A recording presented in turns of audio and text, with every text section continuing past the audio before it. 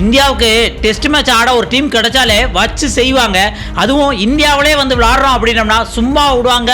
2 century 2 half செஞ்சுரியாப்பா போடுவீங்க அப்படிங்கிற மாதிரி தான் இன்னைக்கு ஆப்கானிஸ்தான் கூட இந்தியா வேற லெவலில் விளையாண்டாங்கன்னு சொல்லலாம். ஏன்னா ஆப்கானிஸ்தான் 2018க்கு அப்புறம் இப்போதான் இந்தியா கூட ஒரு டெஸ்ட் மேட்ச் விளையாடுறாங்க.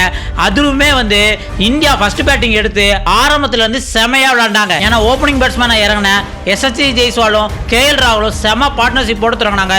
இருந்தாலும் வந்து எஸ்எஸ்சி ஜெய்ஸ்வால் 35 பால்ல 24 ரன் 5 4 இருக்கையில அவுட் ஆயிட்டு போயிட்டாப்ல.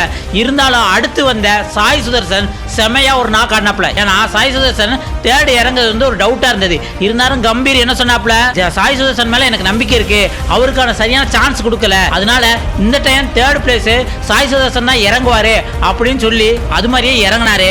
அந்த நம்பிக்கைக்கு ஏத்தாப்ல சாய் சுதர்சன் ஆரம்பத்துல இருந்து செமையா ஆடி இருந்தாப்ல. ஆனா 104 பால்ல 14 4 அடிச்சு 81 ரன் இருக்கையில அவுட் ஆயிட்டு போயிட்டாப்ல.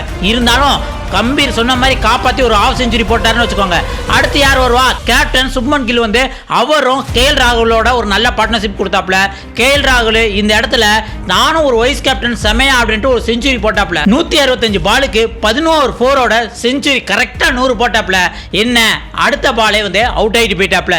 இருந்தாலும் பரவாயில்லப்பா, வைஸ் கேப்டன் போனா என்ன, கேப்டன் நான் இருக்கேன் அப்படின்ட்டு வந்து சுப்மன் கில் ஒரு செஞ்சுரி போட்டாப்ல. ஆனா அடுத்து வந்து ரிசர்வ் பண்ணி எனக்கு ஐபிஎல் தான் கை கொடுக்கல, ஆனா டெஸ்ட் மேட்ச்ல நான் வேற மாதிரி ஆடுவேன் அப்படின்ட்டு வந்து வெறும் 70 பால்ல 50 ரன் அடிச்சாப்ல. இதுல 3 6 2 4 அப்படின்னு அதிரடி ஆடினாரு. இன்னொரு பக்கம் வந்து சுப்மன் கில் 143 பால்ல 103 ரன் எடுத்து 11 4 ஒரு 6 அடிச்சாரு.